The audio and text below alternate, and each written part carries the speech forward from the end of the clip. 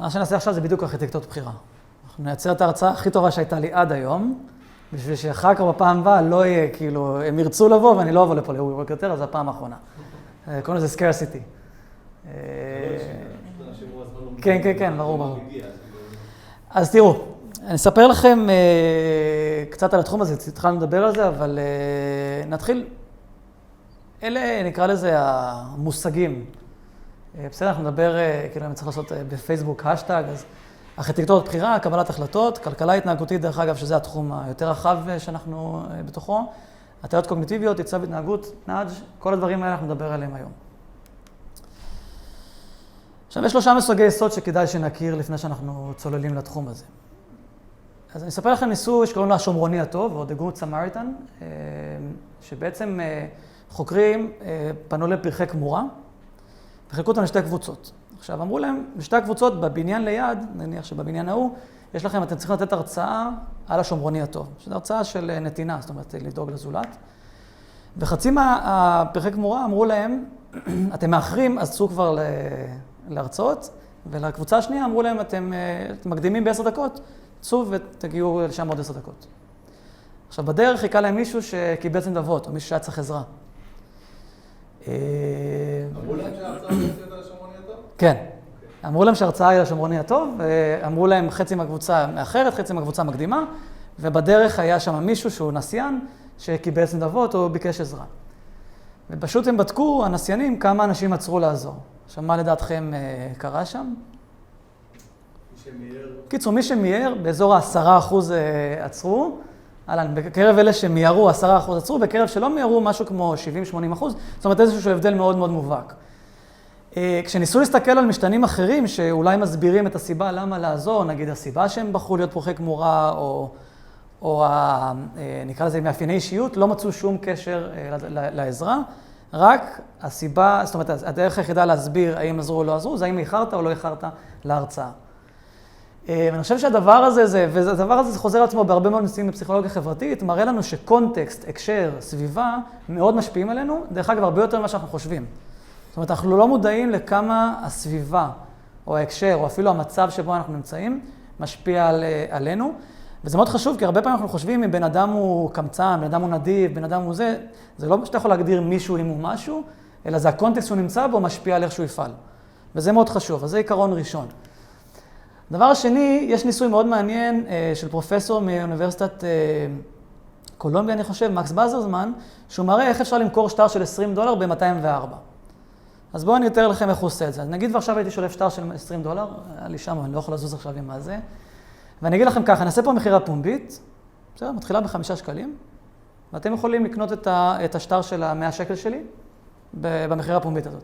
רק התנאי הוא כזה, שמי שמגיע שני במחירה הפומבית גם משלם. זאת אומרת, אתם עושים איזושהי מחירה פומבית, ואז הראשון מקבל, זוכה, השני גם משלם לי. אוקיי, אז איך אתם חושבים מה יקרה עכשיו? נגיד אתה מתחיל ב5 שקלים, 10 שקלים? 15. 100. אוקיי, עכשיו מה? הוא בכל מקרה צריך 105. למה אתה ממשיך? לזכות. כדי לזכות, ב100 שקל. ואתה תשלם 105. אז מה שמעניין בניסוי הזה, תחשבו שיש קבוצה גדולה, זה שהשני באיזשהו שלב מגיע למצב שהוא הולך להפסיד, כי אתה היית אמור לשלם לי 15 שקלים עכשיו. אתה מבין מה קורה? ואז ברגע שממשיכים את הפעילות הזאת, בסופו של דבר אנשים לא רוצים להפסיד, נכון? הצעת 5, הצעת 10, הצעת 15, הצעת 80, הצעת 90. עכשיו אני כבר מקבל 170. ואתה לא רוצה להפסיד את ה-80 שלך, אז אתה תציע 100. אתה לא רוצה להפסיד את ה-90 שלך, ואתה תמשיך. והוא הגיע למצב שהוא מוכר את זה ב$204. עכשיו, הדבר הזה הוא אחת הדוגמאות, אנחנו מכירים את זה מהספרים של קנמן, אם בטח קראתם את לחשוב מהר, לחשוב לאט, טברסקי שנפטר, אבל הם פרסמו בערך את המאמרים, ודן אריאלי, ועוד אחרים. ובעצם זה הנושא של הטיות התנהגותיות, או הטיות קוגניטיביות. שמה זה בעצם הטיה קוגניטיבית? הדרך הכי טובה להסביר את זה. מצוין. אנחנו בדיוק בשלב הזה שכל אחד מספר משהו מביך על עצמו.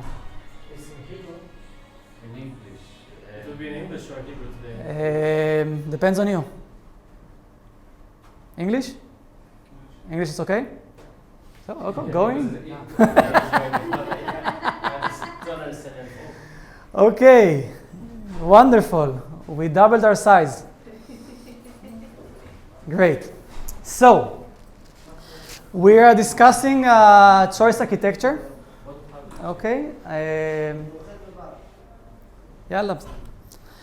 So we're discussing choice architecture, and I discussed an experiment talking about how context affects us as human beings and how context is more important than we think.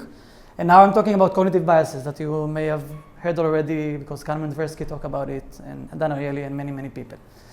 So this is the second term that is important for our purpose. So first is context is very important. Second, cognitive biases are there around us. And last thing, I will show you three different things or different, let's say, scenarios. And please tell me what's in common. Okay, the presentation is in Hebrew, but I will speak in English. So one thing is that in Germany, there used to be car and motorcycle theft. Okay, they were stealing cars and motorcycles. And at around the 50s, I think, or the 40s, there was a law that we all know that you have to wear a helmet. Okay? What happened after the law passed, they saw that the percentage of motorcycle theft went down, but the car theft stayed the same. Okay? So that's one story. Second, that in England, they had a problem of energy. They wanted to help people consume less energy. What happens in England? The houses are very old, and the attic was not insulated. So what happened? The government said they will start a campaign and will help fund the insulation of the attic. How many people do you think sign in to that project, that campaign? 60%. Okay, around 10%.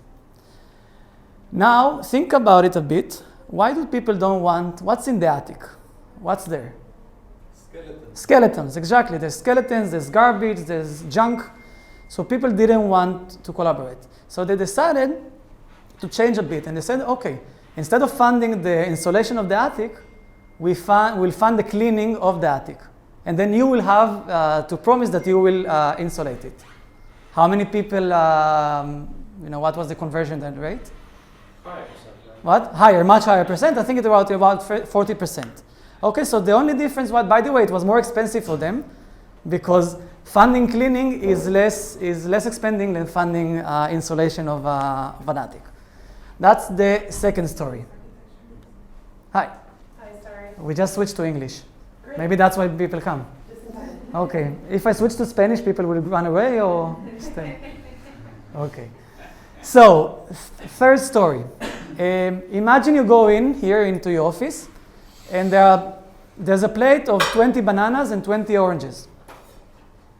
By the end of the day, what will be there left? Bananas or oranges? Oranges. Oranges. Why? Because people like bananas? Because? No, because you don't need to peel it. Because you don't need to peel it. So what's in common between these three stories that are completely, one happens in Germany, the other one happens in England, the third one happens here in New York? Alternatives. What's alternatives? Okay, you show two alternatives, but People goes to what is here. people go for what is easier. Okay, everybody agrees? So basically, this thing, what you said that people go for what is easier, is called friction cost or hassle factor. It depends on which world you come from. Friction cost comes from the finances, hassle factor from the medical service in the US. But basically, it's a small effort, a very small effort, almost like peeling an orange, that doesn't allow you to act upon it.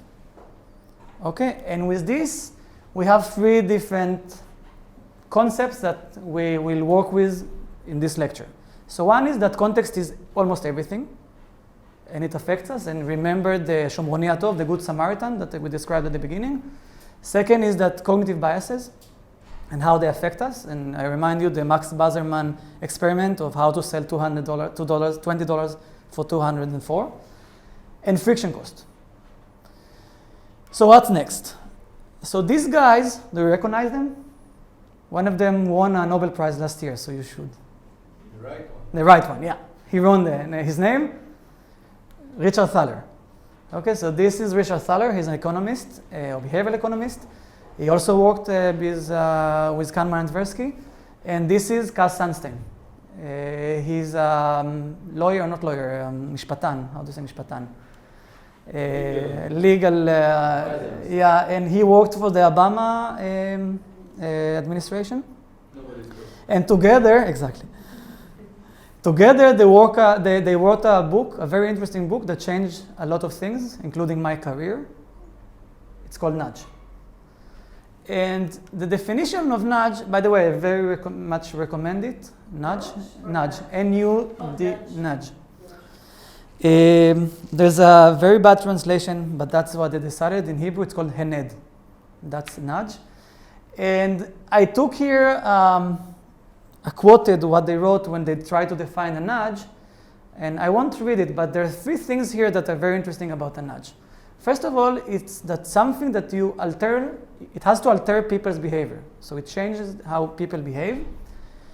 You don't forbid any options, and this is very important. It's not like you take out options out from the people that need to choose. And the last thing is that it has to be easy to implement and cheap to avoid. So if I don't want to go according to what you do, I can do it. And one of the most famous, if you go to Google and you write nudge, you'll get this picture, and the guys know what it means. The girls not sure. Yeah. Oh, you do already. Okay, so you went to the wrong toilet once. So basically, they put not a real fly, but a picture of a fly, and it started, according to the story, it started in the Amsterdam's airport. And basically, the idea was that they saw that after they put this fly, there was much less spillage. Okay, and they managed to save 8% out of cleaning materials in the men's room. So this is a very good idea of a nudge, because if you see it's easy and cheap to avoid. If you want to pee outside, you can do it. You don't forbid any other options, and it alters people's behavior because people קולים לסל. And actually, all this nudge is part of a bigger movement that started, which is called choice architecture. ארכיטקטורת בחירה, and I saw א' ב' because I think it's like actually, א' ב' is ABCs, like the essentials of everything if you want to be someone that influences other people. And it basically, this design of environments, of contexts, and this environment and context could be anything. It could be a screen, it could be a room, it could be anything that people have to choose in. Okay, so it could be a menu, it could be an app, everything. So a choice architect is someone that is there to present the options and to design it in a different way to be able to influence the users. But still with minimal cost, without forbidding. Exactly, exactly. And now, as you said, okay, interesting, or מעניין, but תכלס, how does this work? Can I ask a question? Yeah. Is it like that guy that rearranged the stores to kind of have people walk in a certain way? For example, you talk about IKEA is most famous for it, right? That you walk on a way that there's no, if you think about it, you go to IKEA, there's no other way. Once you go in, you have to go through all of it. I was thinking about IKEA, there's like the guy who like started the whole idea of like tichnun chaniyot. Yeah. And I don't know, he said that if you go to the right, you'll buy more. It's like a very simple thing. It's like a nudge, right? So Yeah. Kind of like, Okay, so I don't know this guy exactly, but it's a whole movement that started that choice architecture can happen in a physical space as well, in which you understand how people, even putting, the candies, what happened to in supermarkets, you go at the end and there's candies right next to the cashier. Right, yeah. Exactly. So this is all, what they did, it accumulated all these different, phenomenon and the different research to build this, what is called choice architecture, which is a whole toolbox that we can use. So how does it work? And actually this, I will show you, I formalized a way to apply choice architecture in a systematic way. So actually it's a step-by-step algorithm. So first, and like always, we have to define who is the user that we want to influence. Okay, so who is the person that you want, and we have to describe very clearly who it is. And what does he want? Okay, we know personas from design thinking. The idea is to identify first who is the person that we want to influence. Second, what is the concrete action that we want him to do?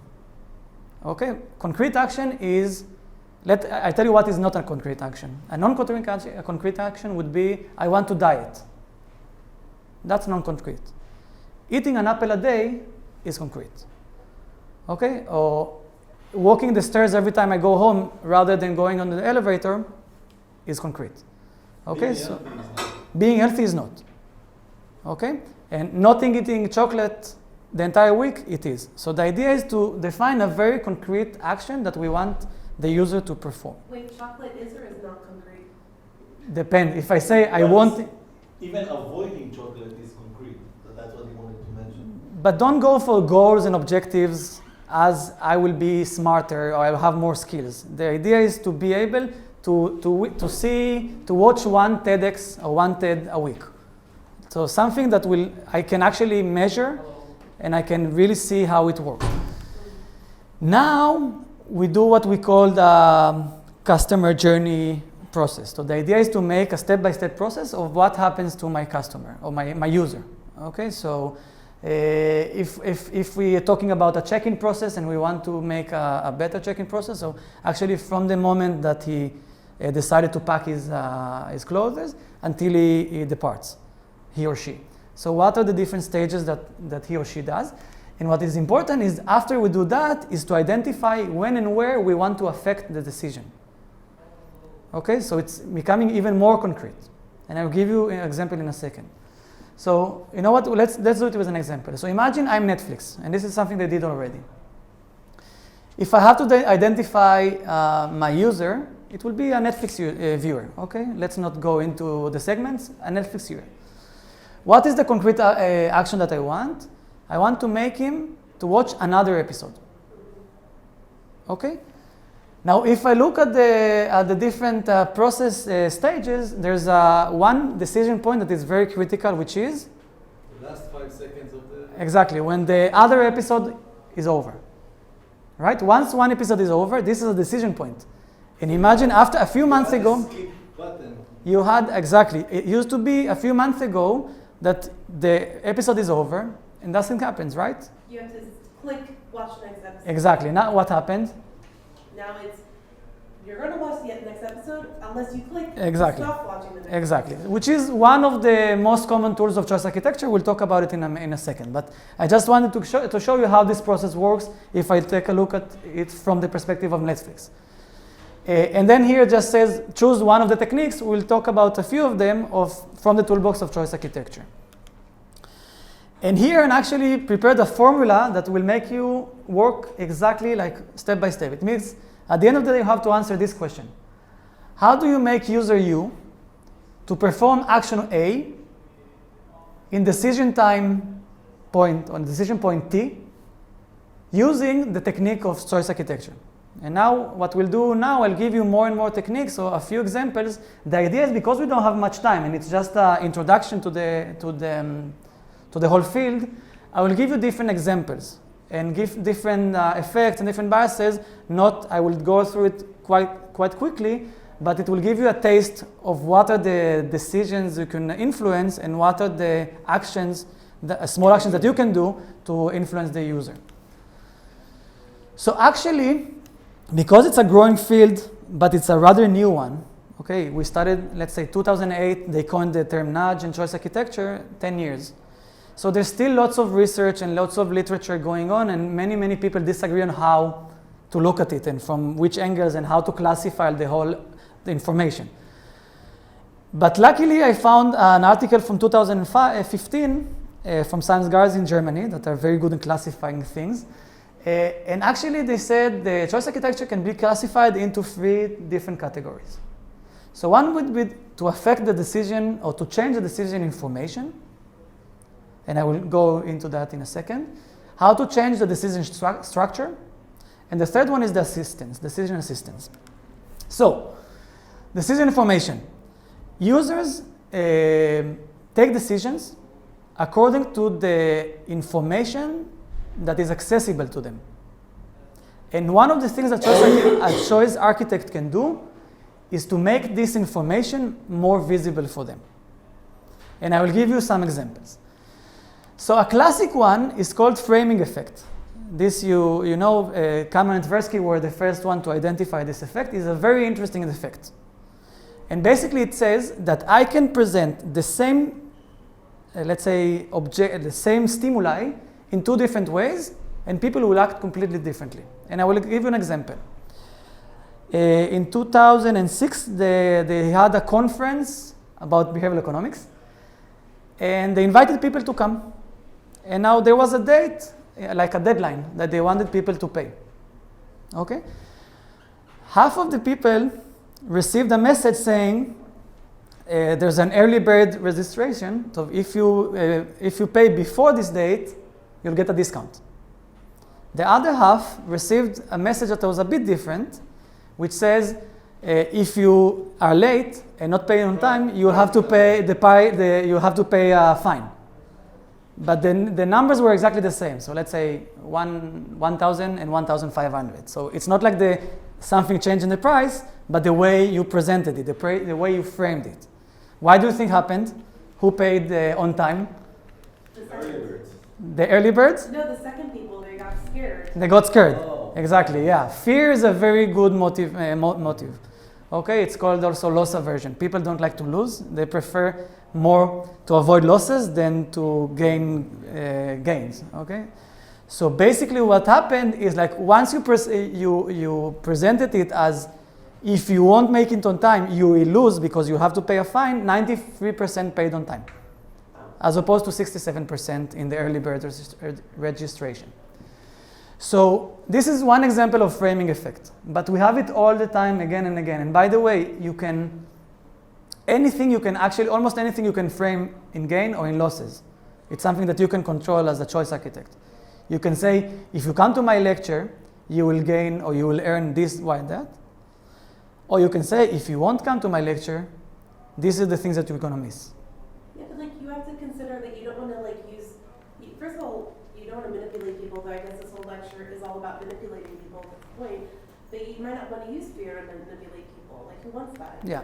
So the thing, it comes up in every time I talk about manipulation, and let's get something clear. Yes, this is how Nir Eyal says in his book, Hooked, it's a superpower. Now, every superpower can be used for bad and for good. If it was not a superpower, then you could not have used it for bad as well. The idea here is that me as a choice architect, or you as choice architects, you want to be able to control what you do.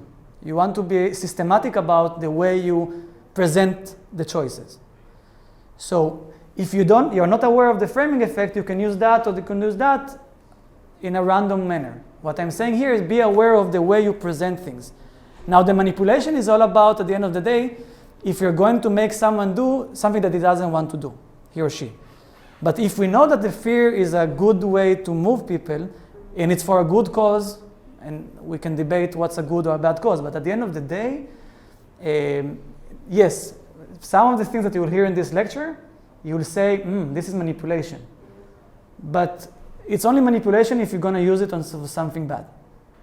And it's not manipulation if you think about it, that you are now more aware and conscious about how you present things to other people. So the framing effect, this is just one example. Go to the literature. There's very interesting research around it and many, many examples of how you can use the framing. Social proof.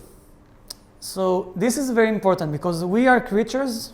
We sometimes don't like to admit it, but we're not a herd, but we're very, very, very social people.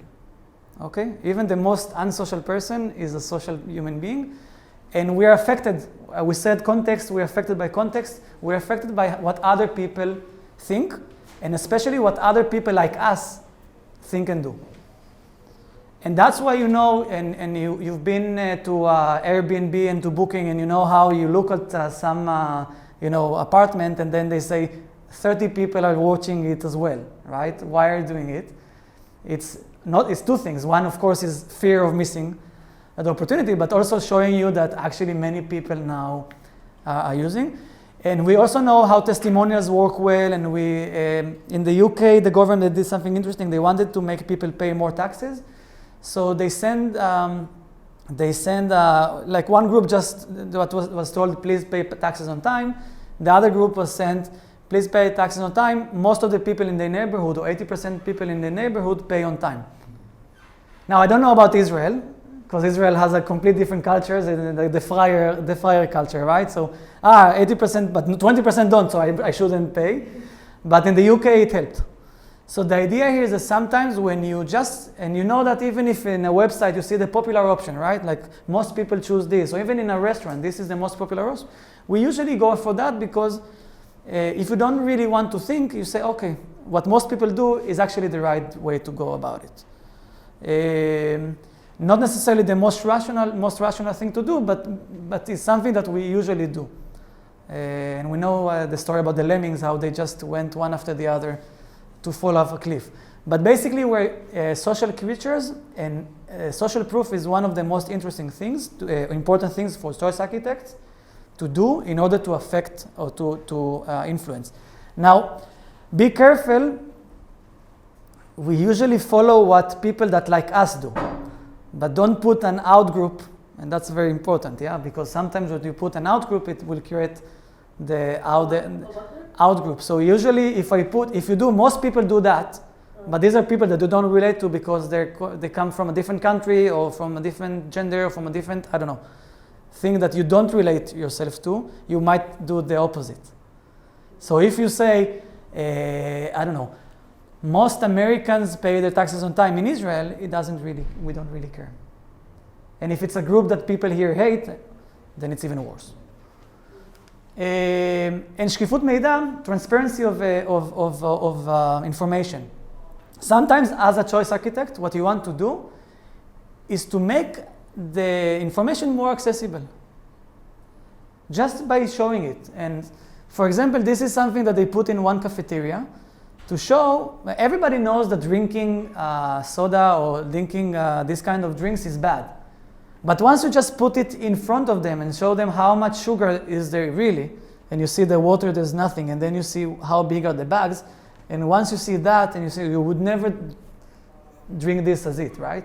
So there's something about choice architects that they can just make the information more accessible and more visual.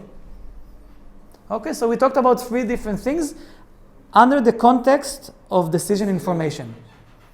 Okay, so we have framing effect, we have social proof, and we have transparency of information. Now, as a choice architect, sometimes you cannot control the information, but you can control the format or the way you present the options. Okay, so you can control the choices. So some examples. Netflix, we just discussed it, right? They didn't change anything in the information, they just changed the default. The default effect is one of the most strongest tools that a choice architect has. Basically, if you think about it, in every situation there's a default, because if I decide not to decide, something happens, right? If I decide to postpone or decide not to do something, something happens. So the question is, what is the default? So this is a very good example. Netflix, the default was that the episode is over and that's it, and now they change it, and the default is that actually you see the next episode unless you otherwise, okay? And of course this changes a lot, the behavior. And there's this is the most classical one, you read it already, I guess, the organ donation, that in Austria there's 99% organ donators, and in Germany like 27%. And you say, how can be 2 countries that are so similar culturally, so different? And then you realize that in Austria, you are born as an organ donor, and in Germany, and you have to actually opt out. And in Germany, it's an opt-in options, like in Israel, by the way. So defaults, you'll see it all around you. This is one of the strongest tools. Let's say 50% of what a choice architect should do is to look for defaults. There's another really interesting thing is about alternatives and how to play with the alternatives. So basically we tend to think that we look at each alternative in a very cold, rational way, right? I'm comparing a small popcorn for $3 or a big popcorn for $7, and nothing will affect my decision, right? If I want the small one, I will take the smaller one. If I want the big one, I will take the big one. But then as a choice architect, I can add a third option, which is a medium popcorn for $6.50. And now, all of a sudden, when people look at it, well, the option of the $3 doesn't seem so interesting, neither the 6.5, but this sounds like a very good deal. Yeah. You're like playing with the weighted average of the package, cost and benefit.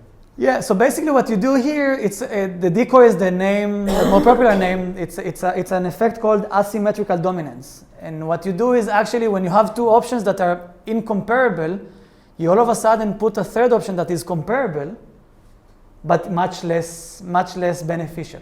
So what happens here is that all of a sudden all the focus goes into these two options, and this is a very bad option that nobody chooses. That's why it's called a decoy. So you put it here so everybody goes there.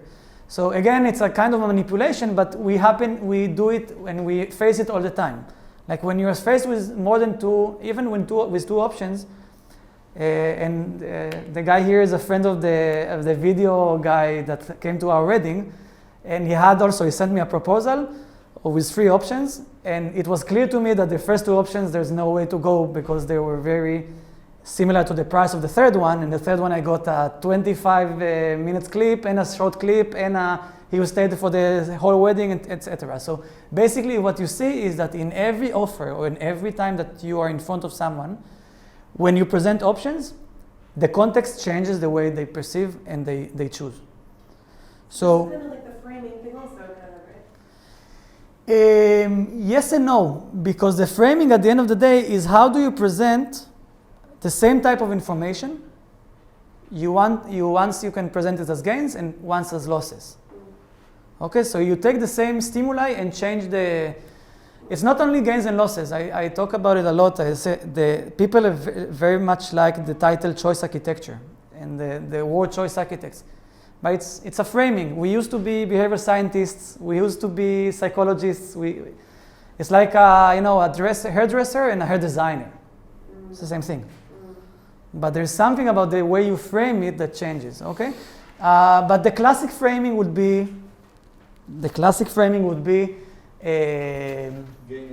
gain and losses, and to show it once, like you will earn this or you will lose this. Here it's about how you present the options.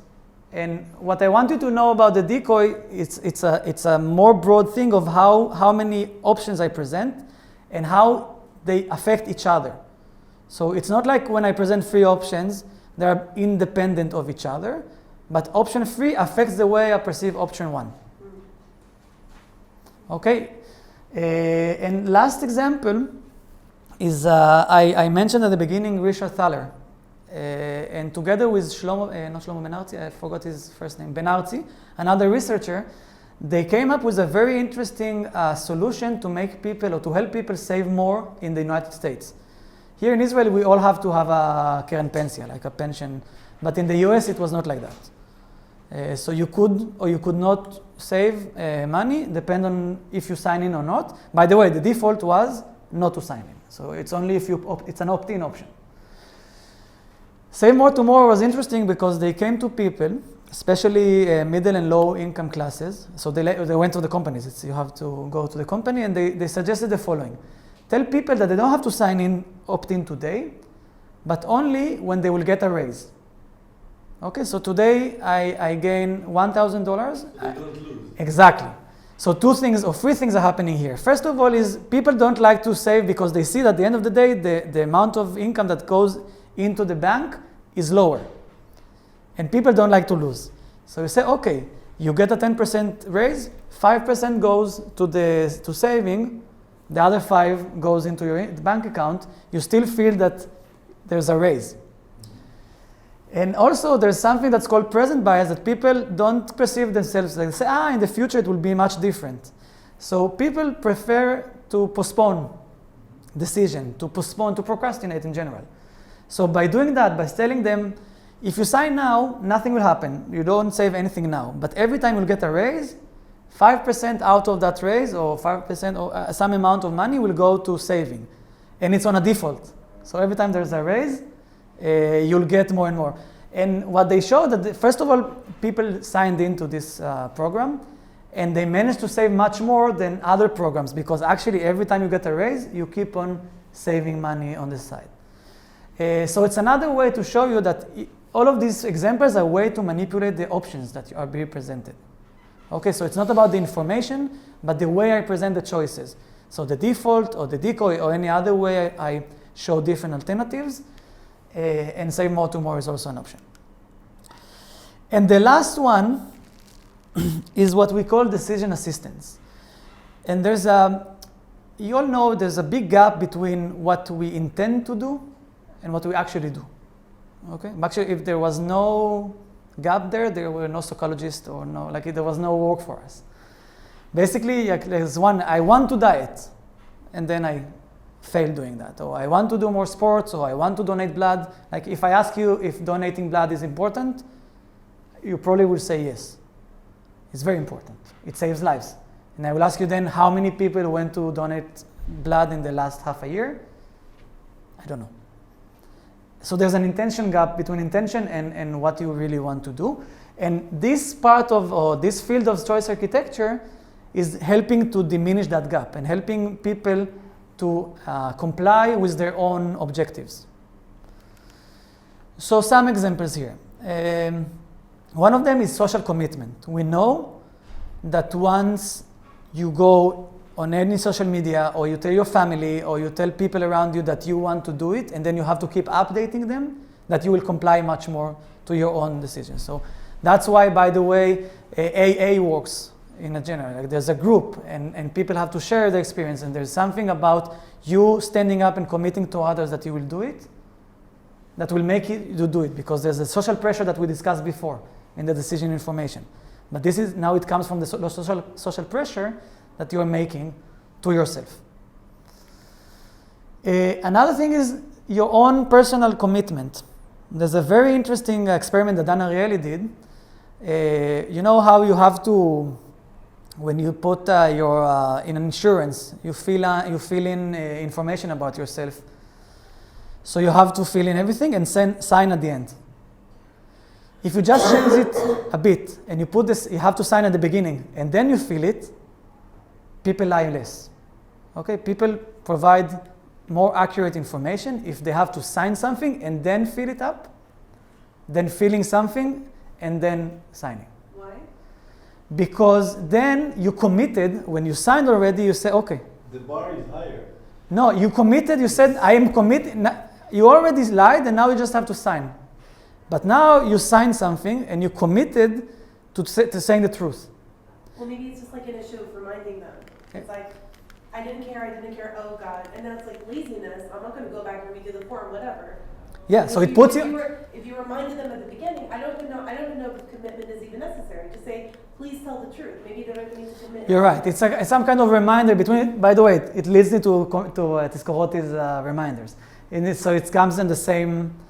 It's reminders and commitment. At the end of the day, the idea here is once you, for example, one of the things they make people is to tell them every morning to write their objectives. Wake up and write the objectives. If you do that, you follow things more often and more accurately. And reminders, of course. By the way, this is not the information, because information you already know. But if I send you, for example, we know there's an app now that helps people take their medications on time. Okay, we just need a reminder, like something that will be there to tell us what to do and on the right time. So this last part is basically to address that problem of we have the intention, but our behavior is never there. Okay, that's why, by the way, that's why I chose this character, because this is exactly the person that intentions one thing and behavior completely different. And if you think about, we don't like to think about ourselves like Homer Simpson, but we act not like him, but let's say we're more like him than the rational person that we think we are, that we follow exactly what we said and we are very, very accurate in our decisions. And then where there are temptations and there's life that's happening and emotions and things happen. Okay. So, what's next? Basically, we can go on 3 different directions. One would be if you want to discuss the 3 different areas and give you more examples. If you have any questions, I will be more than happy to answer. And we can actually try to exercise. So basically, each one of you came here because he has an initiative or a project or a startup or a company or something. And we can take a specific user that you want to influence in a specific way using choice architecture. And we have, for that, 20 minutes. So here I presented you the options. So it's, and we can, by the way, finish as well. There's a video to the end, but so basically more examples, some questions, exercising, and trying it actually using the process that I shared with you to influence someone or to finish. I have a question. Yeah. But I don't know if we've decided that questions are allowed or not. Okay, that's outside of the, yeah, okay. Okay. Well, at the beginning or in the middle, you said that you had this like formula, right? The user U doing effect T Yeah, at the right time. yeah. It's very nice with all the variables and everything. I don't know where I wrote it. My Yeah. question is this, like how, okay, you said that you need a concrete behavior, Yeah. right? But still, how do you know where in the process to insert the behavior? Or how do you know what is the change that will get that behavior? Like now, like the diabet, like now we're looking back at Netflix and like, wow, that was a good idea. How did they figure that one idea out? Okay, so that's a very good question. I don't know, I didn't work with Netflix. I hope I will soon. But the idea is, I think once you break it down into these very small baby steps, which is, by the way, I agree with you. Like you go and you see all these nudges and how do they do it? So I try to make a very baby steps process that will help us identify the areas. So basically, first of all, once you already understand what's a concrete behavior, you're halfway there. Now, because you make visible all the steps in front of you, you are able to understand the process in a very much more concrete way. I guess you can figure, if you see all the steps, you can figure out this is where they make a choice. Exactly. And then you're like, well, how can I change the choice? Exactly. So the point here is, that's number 4, is now you have to identify what are the decision points and the friction moments. So I didn't say that at the beginning. I'm not only teaching source architecture, but I'm a researcher myself. So what do? I observe people. And what do you do when you observe people? You are able to see all of a sudden moments of friction. And it's very easy to see the moment of friction. Imagine yourself now trying the elevator, you push the elevator and nothing comes up. And now you start pushing like crazy, right? Or if it's a vending machine, you start kicking it, and in Israel we see all sorts of behaviors. So a friction moment is easy to identify in the sense that you can see the frustration or someone that is not understanding, doesn't understand what to do. So there's a friction moment. And then I think the creative part here would be to choose the right technique, okay, to choose the right tool. So I gave you here several examples, and of course there are more, and I just gave you the examples, but once you understand what's a default, or once you understand what's a way to make information visible, you can try that or the other and see what works. And of course, by no means, I think these are good ways as shortcuts, but research is always important. Empirical research, evidence-based research, quantitative, qualitative, you don't have to skip this part, but at least it tells you on which directions you should go. And because if you didn't have all these tools, you would say, okay, there's all these options in the world that I can do to affect or to intervene in behavior.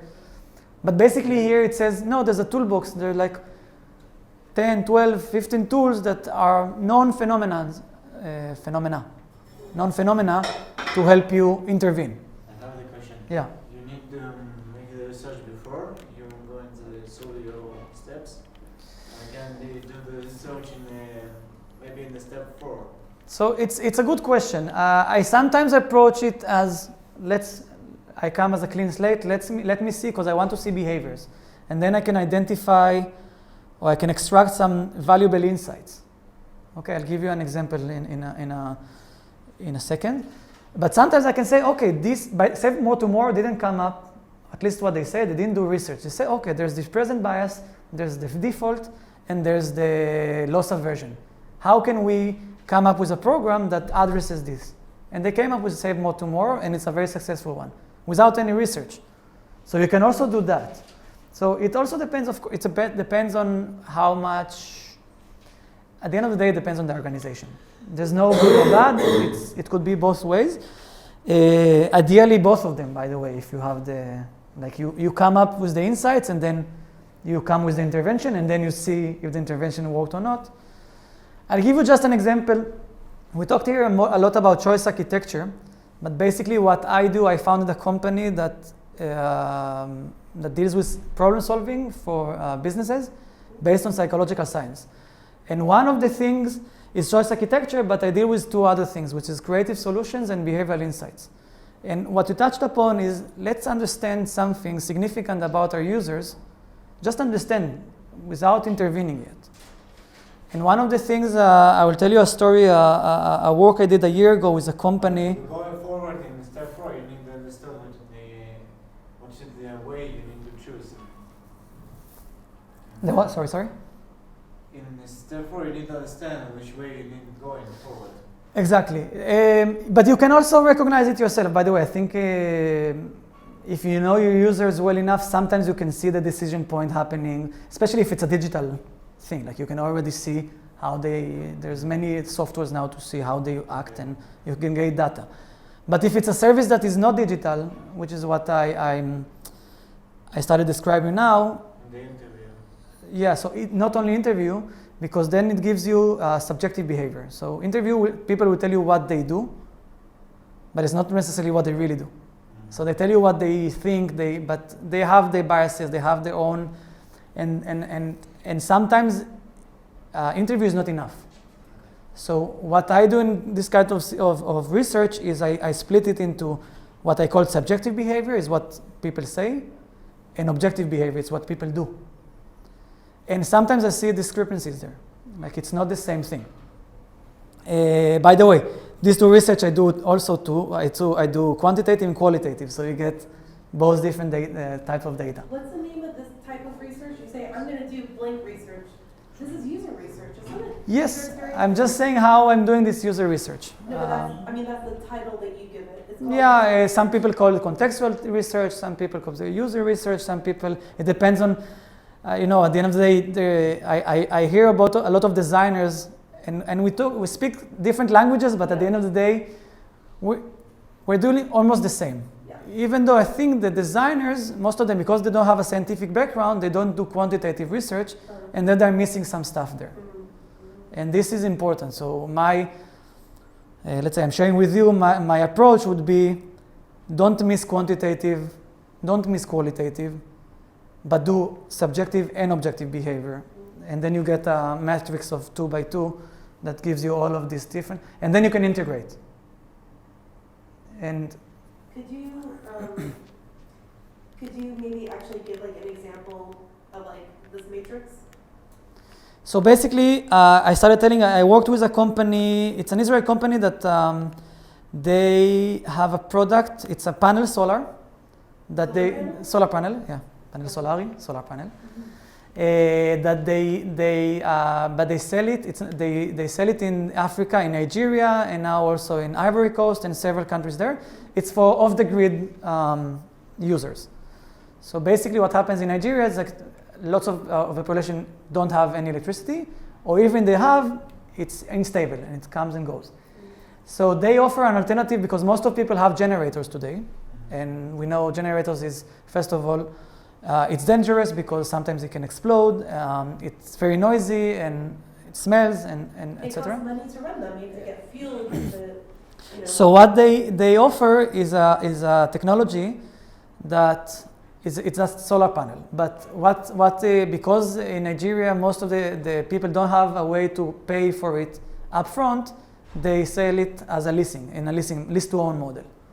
Okay, so it's a 5 years commitment in which you pay with your airtime. By the way, these people not always have bank accounts, so they pay with airtime. The phone they have.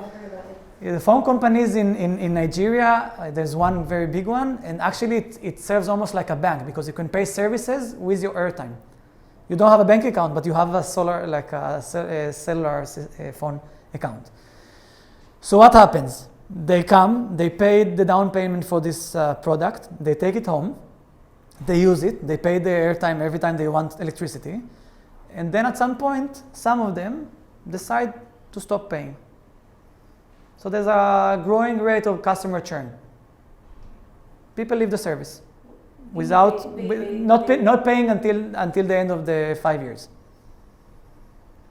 People stop paying for the service. Like I said, it's a lease to own model, and they have to pay with their airtime. Sorry, I'm just confused. You mean that they steal it, they just stop paying, or like they give it back? We're like, we don't want it, and we're going to stop paying. They don't do anything. They just the default. Oh, that sucks. Okay. Yeah. Now, there's no way to enforce them paying it and taking the systems. I'm talking about Nigeria. To drive to these people homes, it's sometimes there's no roads and you don't find them because there's no streets, and it takes you 8 hours or a full day. I joined these guys, so I know.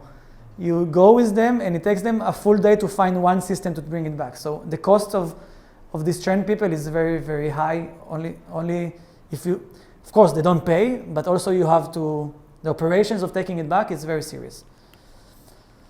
And that's where I came in. I talked to them, they wanted to understand what are the reasons underlying this customer churn growing rate. And the research I done is exactly what I just described. So this metrics means I want to see these people, how they behave, how do they work with the system, but I also want to interview them. But I want to do it quantitative and qualitative. So I'll give you an example. Subjective qualitative, means that I come to the person, I sit with him, and I interview him for 45 minutes. When are you frustrated for the system? By the way, I talk to people who churn and people who stayed, so I can get both sides. So what is the best thing about the system? Why did you join the system, etc. So I can gain information that is qualitative, like I can understand what's happening. But at the same time, I want him to see how does it use the system, because it's not always the same. He says, I bought it because I want a TV for my kids. But basically, I see what is important for him is there's a light outside because he's afraid of thieves. You see that he also have a barking door there, and you can see that he's not always saying what, because he doesn't really knows what he does. Not always. There's not always the same thing. So I realized that for this specific customer, actually what he wanted was to put the light outside so people won't come in the night to go in. So both of them are qualitative. So in both cases, I'm actually observing and I'm interviewing. But I also wanted to do quantitative research. So I divided the groups into people who churned and people who are very using the system a lot and medium users. And then I asked them questions that I can measure. Like how many hours a day do you use the system, or how much do you pay, or how often? And I can actually compare between big samples, and then I can get something that is more quantitative. And last thing, because I worked with the company, I can gain also how these people work with the system. How many hours of light did they have? Not something that they report, something that they really did. So when I integrate these 4 different studies, I can gain a much broader information about how the user acts. And just as an anecdote, one of the things that I discovered is that once they have a problem with the system, they don't call customer relationship. They call their neighbors or the family or friends. So imagine now they have a problem. The first go-to person is the neighbor. The neighbor comes, doesn't know how to fix it. And now there's a cascade of things that happens, and there's churn happening. So one of the solutions, it doesn't matter the solutions, but basically to your question is you identify a moment or identify some behavior that they didn't know about. They know that some of them don't call. But what I saw, it was around, I don't want to talk about numbers, but there was a high number of people that didn't call customer relationship, but actually called the neighbor. And then the solution, if you come and train people more and make the customer relationship more effective and more efficient, it doesn't really matter because people don't even get there. So the solution should be in more about, or either educating people to call customer relationship, or somehow getting there and solve the problem. Does that answer the question of the different types of research? Yeah, I mean, I understood the first two, the qualitative ones, but the second two, the quantitative ones, that was a little bit more confusing. So in the quantitative, you actually define independent variables. Independent variables. Yeah. So let's say churn and non-churn. And then you call a big sample, a big enough sample, and ask them questions that are something that you can measure. So that's kind of like an interview, isn't it?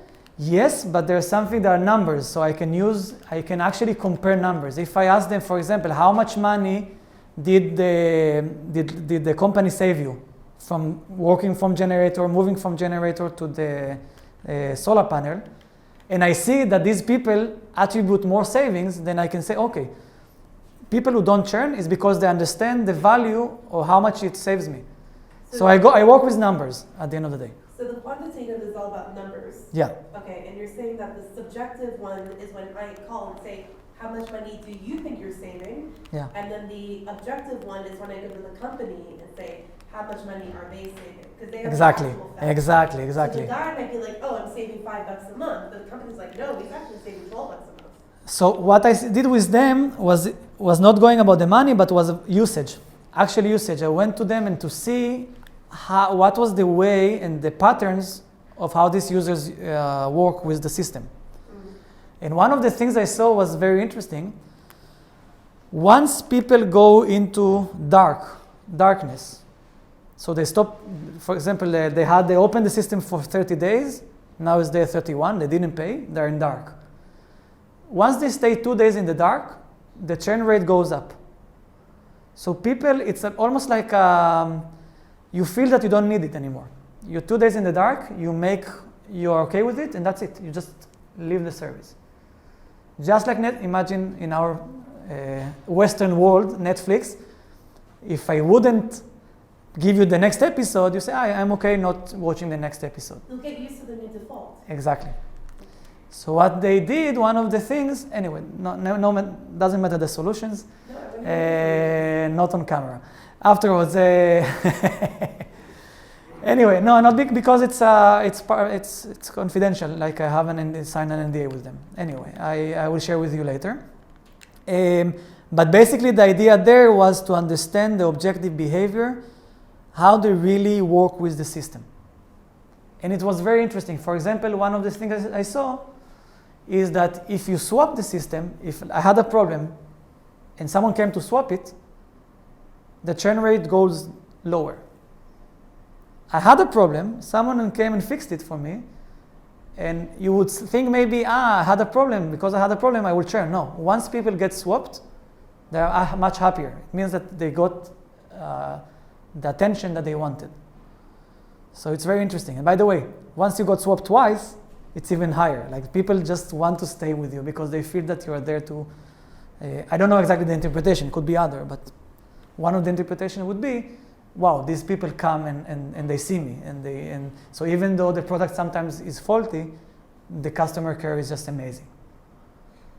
So for me, it was eye-opening in that sense because, wow, you think about your phone, it's shitty, it's not working, it's not, but if someone comes again and again and works with you, then maybe you feel that it's good, and even though the product is not great, the customer service is amazing, and that's why I'm staying with them.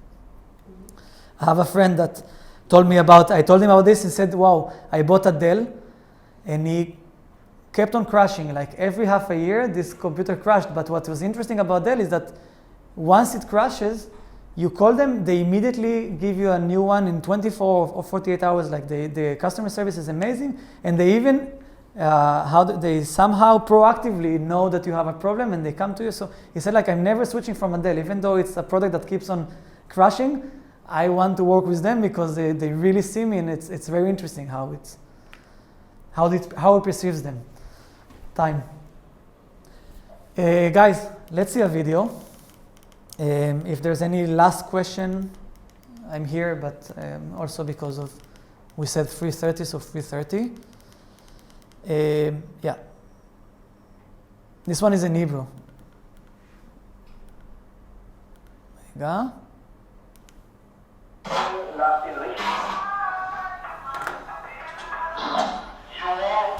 איזה מתח מעניין מה יקרה. יהיה בסדר, יהיה בסדר. העולם אוהב אותנו, כולם מבינים שמגיעה לנו מדינה. Those wanting games will say no. Australia? שלום לך, אני גדי, זה גם גדי. גדי? גדי? האם אתה יודע את עצמך מחר בעד רגל מדינה יהודית? אנחנו עוד מתלבטים. גדי? גדי? תראה, בקשר להצבעה מחר, וגם בלי קשר להצבעה מחר, אני רוצה להגיד לך שאני מאוד מאוד מחרב את אוסטרליה. מדינה משגעת, יוצאת מן הכלל, מה שעולה עכשיו, הייתי לרוב ציותי, ציינתי איפה שירוק, הייתי עדיף שחור, הייתי עדיף בכל האזורים הצהובים האלה פה, אני אוהב קנגרו, אני אוהב בומרנג, אני אוהב דינגו, אני אוהב וולאבי. מה, אתה בעד? אני צריך עוד זמן להחליט. גדי? גדי? תראה, כמחווה לתרבות האוסטרלית הענפה, גדי עכשיו ילחץ בדיץ', גדי? גדי?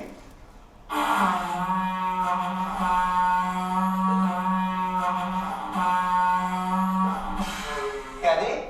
גדי? החלטת? אני אומר לך, זה יותר מורכב מזה, יש פה עניינים ש... גדי? יש! אמרתי לך שהם מתים עלינו. Afghanistan? No. Egypt? No. Iran? No. מה יהיה? אני מודאגת, מה יהיה? South Africa? Let's make it deal.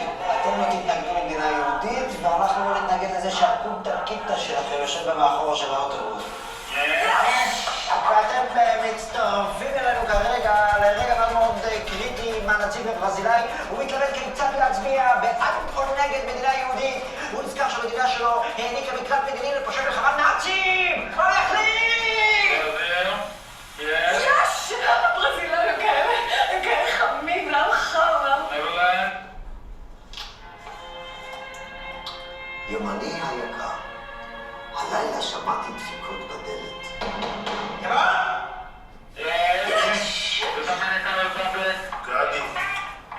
גדי.